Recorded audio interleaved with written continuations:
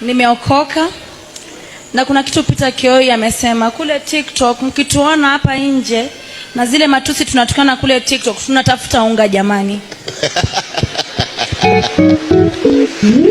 Pastor Kanyari, pole kwa usumbufu, ila niko na zawadi yako, naomba uje upokee. Kai, amen.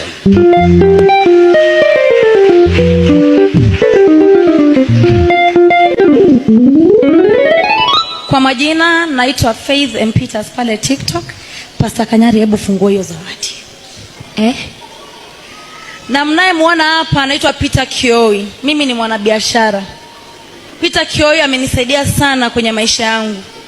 Mimi hata si kujua Peter Kioi yuko hapa. La Sunday nilitaka kuja kanisani, ila sijui shetani akaniambia nisifike kwa Nyari, lakini leo nimefika. Amen. Hallelujah. Peter, tunashukuru kwa baraka unazo tubariki sisi pale TikTok. Ulinisaidia sana. Ulinitoa cell, nikiwa cell ukanitolea cash bill. Hata waleo sijajua hiyo cash bill ilikuwa pesa ngapi. Mungu akubariki na akuzidie sana mkoa na hili baby. Hallelujah. Oh yes.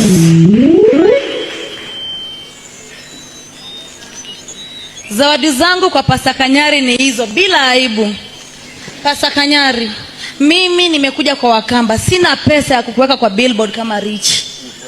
Lakini jana nimeota tuko na harusi kubwa sana. Na wewe? Na mimi. Hallelujah. Hallelujah. Nimeona wanawake mnamtaka sana Pastor Kanyari. Nimemletea kinga ya maisha Pastor Kanyari. Dadi, usikatae wanawake, tumia kinga dadi.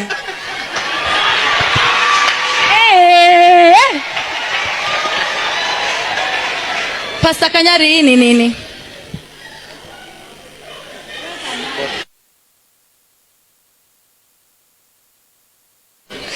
Hii ni Arimis.